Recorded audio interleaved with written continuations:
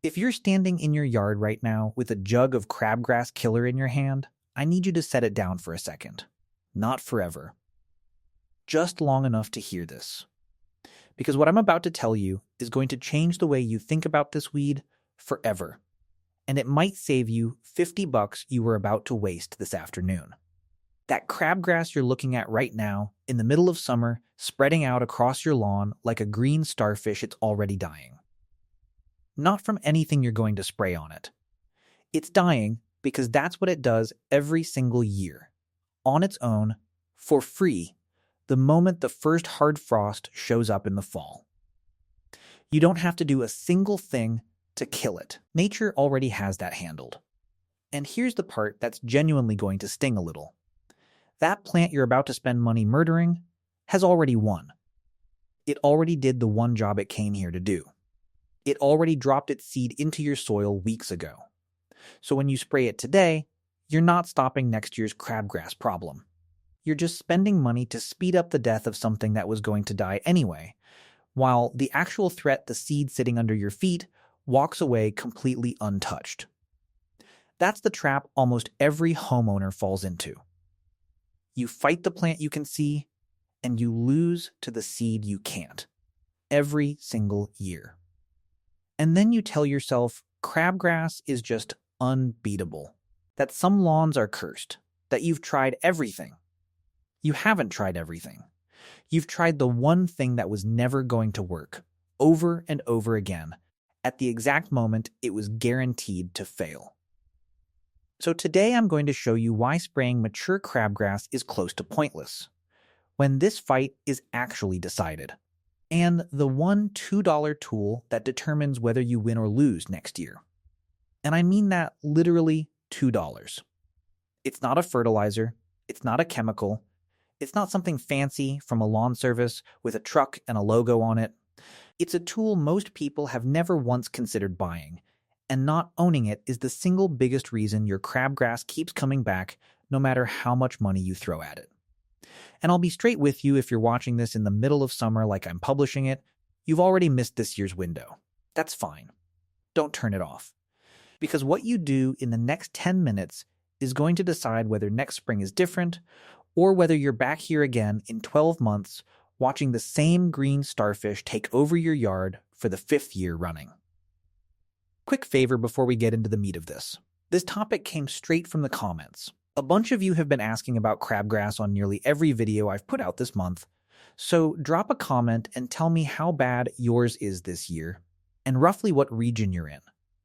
Because timing on this is intensely regional, and I want to map it out. And if you're the kind of person who'd rather learn this stuff for free than pay some lawn company $300 a season to guess at it for you, hit subscribe. That's the whole channel. Part 1.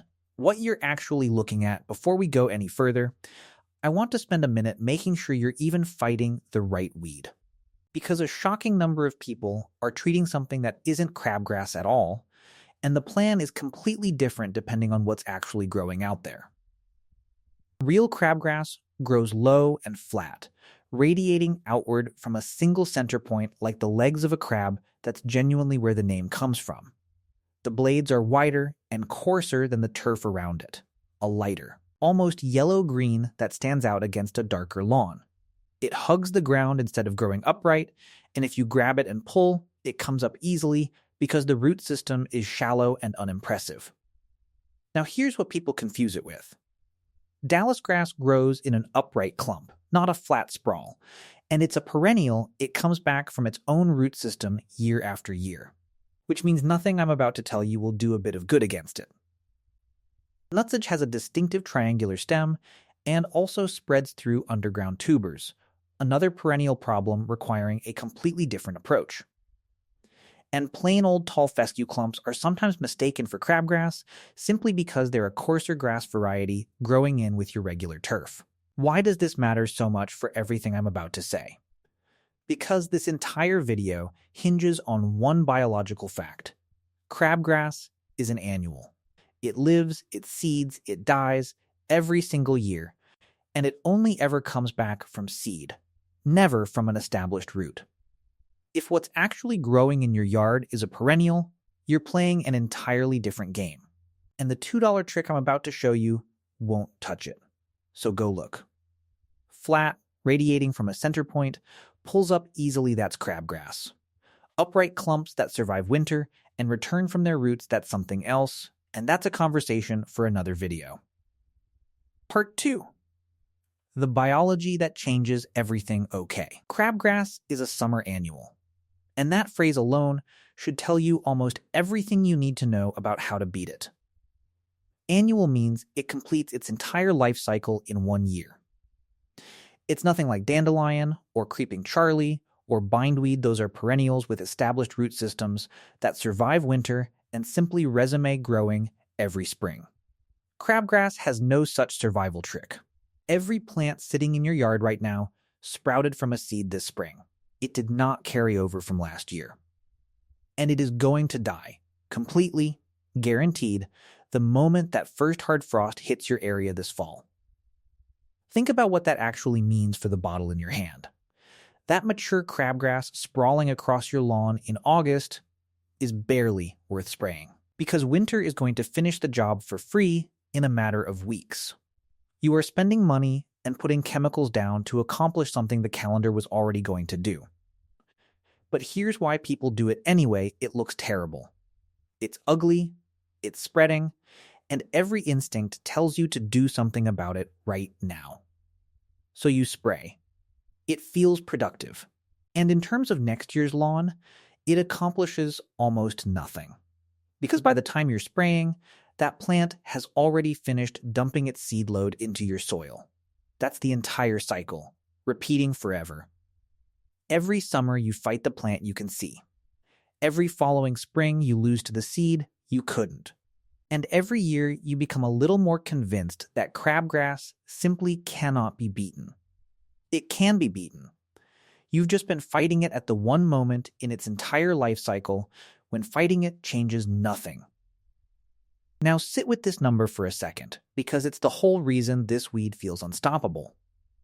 A single crabgrass plant can produce well over 100,000 seeds in one season.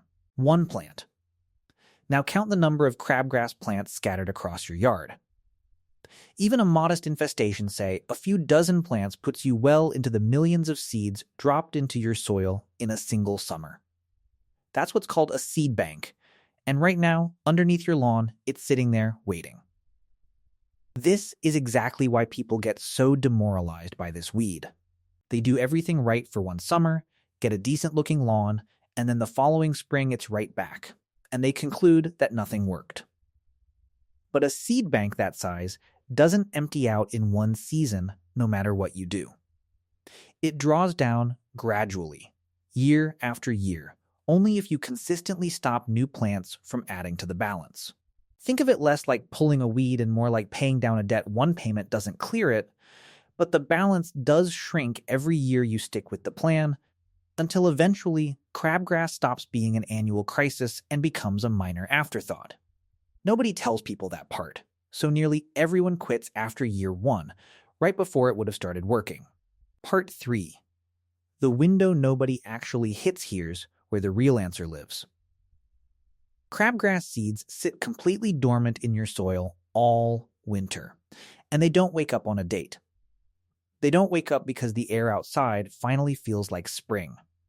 They wake up in response to exactly one trigger: soil temperature. Once the soil consistently sits somewhere around 50 to 55 degrees, germination begins. Once it climbs into the 60 to 70 degree range, the overwhelming majority of that seed bank sprouts. So there's your window. Everything you're going to do to stop this weed has to happen before your soil crosses that line. After that, the door swings open, and there's no closing it again until next winter. And this is exactly where almost everyone fails, for a reason that sounds too small to matter, but decides the entire outcome. People apply crabgrass preventer by the calendar, early April, because that's what the bag says, or because that's what their father always did. Or worse, they go by feel. It's been 60 and sunny for a week. Must be time. Both of those are wrong, and here's the fact almost nobody realizes. Air temperature is not soil temperature. It can be 65 degrees and sunny outside while your actual soil, a few inches down, is still sitting in the low 40s. Soil holds on to cold. It warms slowly, lagging weeks behind the air, and it varies wildly depending on whether you're on a sunny south-facing slope or a shaded north side, whether your soil is sandy or heavy clay, whether you're in a low damp spot or up on a dry rise. So when you go by the calendar, one of two things happens. Either you apply too early and the product's protective window runs out before the real germination wave even arrives, or you apply too late and the seeds have already sprouted, at which point a preventer does absolutely nothing. Because it was never designed to kill a plant that already exists.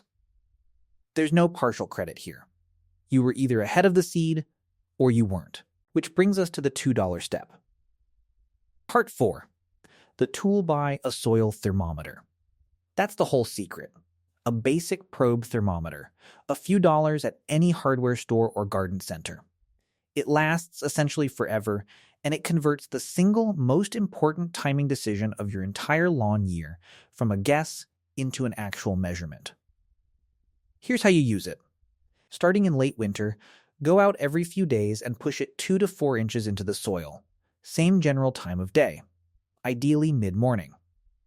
Check a few different spots your sunny front bed is going to warm faster than the shady side of the house, and you want to know both numbers. Watch the reading climb, and when it consistently sits around 50 to 53 degrees for several days running. That's your signal. Apply then a few degrees ahead of that 55-degree threshold so your protective barrier is already sitting in the soil before the seeds start waking up. Not on a date, not because it finally feels like spring. Because the thermometer told you so. For a rough sense of timing by region, and please treat this only as a cue to start checking. Not as an actual application date. Folks in the Deep South might be watching this as early as January. Texas and the Gulf Coast, more like late February. Through the Midwest, roughly mid-March. Up in the northern tier and colder states, closer to mid-April. Your specific yard, in your specific year, is going to run early or late depending on the winter you happen to get. And that's exactly why the calendar fails and the thermometer doesn't. If you want a free secondary signal, nature gives you one. Forsythia, those bright yellow shrubs everywhere in very early spring, tends to bloom right around that same soil temperature window, because the plant is responding to the same warming trigger. It's a genuinely useful early flag, and it has one advantage over a weather app: it's reading your specific yard's microclimate. A forsythia on the sunny side of your house, blooming 2 weeks ahead of one on the shady side, is telling you something real. For what it's worth, some university turf research suggests lilac and redbud track crabgrass timing even more closely than forsythia does, so treat the blooms as your heads up, and the thermometer as your confirmation. $2, and you never have to guess again. Part 5. What to actually put down once you know your window. The product category you want is called a pre-emergent, and the name tells you exactly how it works. It acts before emergence. It doesn't kill an existing plant. It forms a chemical barrier in the top inch or so of soil that stops a germinating seed from ever establishing itself. That's why timing is the entire game. A pre-emergent applied to a lawn that already has visible crabgrass in it is money set on fire. It has no mechanism whatsoever for affecting a plant that's already up and growing. A few common active ingredients are worth knowing by name, mainly so you stop overpaying for the same active ingredient dressed up in a fancier bag. Prodiamine tends to offer the longest window of protection, somewhere around 10 to 12 weeks, and it's generally very cost-effective. Dithiopyr is the more forgiving option. It works as a preventer, but it also has some limited effectiveness against crabgrass that's just barely emerged in that very early 1 to 3 leaf stage before it starts to spread. So if your timing slips a little, that one gives you a small rescue window the others don't. Pendimethalin tends to be the budget choice, generally offering 8 to 10 weeks of coverage.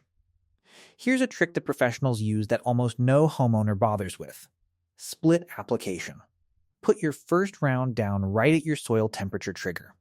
Then come back roughly 30 to 45 days later with a second lighter application, usually around half rate. The reason is simple crabgrass doesn't germinate all at once, it comes in waves through spring and into early summer, and a single application's protection can run out before the final wave shows up. Splitting the application stretches your coverage across the entire germination period instead of betting everything on one dose lasting long enough.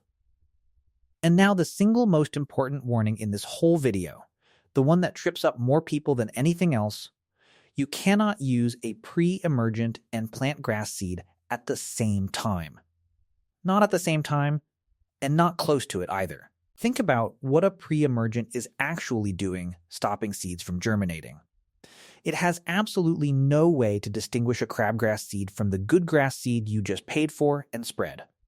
It stops both equally well, and most standard pre-emergents stay active in the soil for up to 90 days. So laying one down pushes any seeding plans out a full 3 months. Minimum. That means you have to pick your priority for the year, deliberately. If your lawn is thin and patchy and your real goal is thickening it up, you're seeding in the fall, skipping the spring pre-emergent, and accepting a somewhat crabgrass-heavy summer as the trade-off.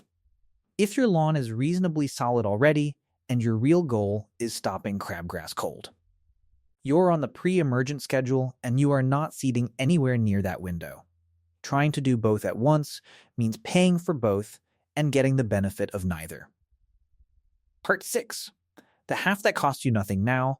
Let's talk about the part of this that doesn't cost a dime and might matter more than anything you buy. Think back to what a crabgrass seed actually needs to wake up: warmth and sunlight reaching bare soil. That's the requirement. Now think about exactly where crabgrass shows up in your yard. It isn't random. It's colonizing your thin spots, the bare patch by the driveway where salt hit it all winter, the strip along the sidewalk that bakes in full sun all day, the worn track where everyone cuts across the lawn. Those aren't unlucky spots. They're the only places in your yard where sunlight actually reaches bare soil, which means a thick, healthy lawn functions as a physical barrier against this weed, and it costs you absolutely nothing to build. The single easiest lever here is your mower. Raise the cutting height. A lawn mowed at 3 inches or taller shades the soil surface so completely that most crabgrass seed never gets the light exposure it needs to germinate in the first place. That's the entire trick. You're not killing anything. You're simply denying the seed the conditions it requires to wake up, and it costs you nothing but adjusting a lever on your mower. Mowing short does the exact opposite. Short grass lets sunlight punch straight through to bare soil, the soil warms faster, and you've essentially built a nursery for the very weed you're trying to get rid of. So if you've been scalping your lawn every week because you think that's what a tidy lawn looks like, that habit alone might be responsible for a real chunk of your crabgrass problem. Put the two pieces together, and the full strategy looks like this. A thick, tall lawn denies the seed bank light. A correctly timed pre-emergent catches whatever germinates anyway. And the actual killer stays on the shelf, because by the time you'd reach for it, this fight is already over one way or the other. Part 7. What to do right now if you're watching this midsummer. Here's your actual to-do list today. First, seriously consider not spraying at all. If your crabgrass is already mature and sprawling, frost is going to finish it off for free within a couple of months. And spraying now does nothing to reduce next year's seed bank, because that seed is already sitting in your soil. Spraying mature summer crabgrass is close to pure waste. Second, if you've got a manageable patch and it genuinely bothers you to look at, hand pulling is perfectly fine. It has a shallow root system and comes up easily, especially after rain. Just understand you're doing that for appearance this season, not for next year's outcome. Third, and this is the one that actually pays off, raise your mowing height today. And start thinking about a fall overseeding plan for your thinnest areas. That's the free half of the strategy, and there's zero reason to wait to start it. Fourth, buy the thermometer now while it's on your mind, and put a reminder on your phone for late winter. Because the thing that permanently changes your crabgrass situation is being ready before your soil crosses that 55-degree line next spring, and the reason people miss it every single year is that by the time they remember, it's already April and the seeds are already moving. Closing so, here's the honest verdict. Killing crabgrass, in the way most people do it, is a waste of time. Not because the products don't work, they do exactly what they're designed to do. It's because by the time you can see the plant, next year's outcome has already been decided months earlier in early spring, on a day you probably weren't even thinking about your lawn. You're standing in your yard in August, fighting a battle that ended in April, against a plant that's going to be dead by October, regardless of what you do. The fight is won before there's anything visible to fight at all. It's won by knowing the exact moment your soil crosses that temperature line, which is a $2 thermometer, and about 10 seconds of your time every few days. And it's reinforced all season long simply by keeping your grass tall enough that the seed bank never gets the light it needs to wake up. A cheap thermometer, the right timing, one bag of pre-emergent, and a mower set a notch higher. That combination will do more for your lawn than every bottle of crabgrass killer you've ever bought, combined. And it costs a fraction of what you've spent losing this fight year after year. So tell me, how bad is your crabgrass this year? And what have you actually tried? Be honest, have you ever measured your soil temperature, or have you been going by the calendar like almost everyone else? No judgment, I did the calendar thing for years too. Drop your region in the comments, because someone near you is going to read your timing and it'll help them more than any general advice I can give. And if this just saved you from wasting money on a bottle of crabgrass killer this week, hit that like button. It genuinely helps this reach the next person about to make that same purchase. Send it to the neighbor whose whole front yard is turning into a green starfish. Thanks for watching, and I'll see you in the next one.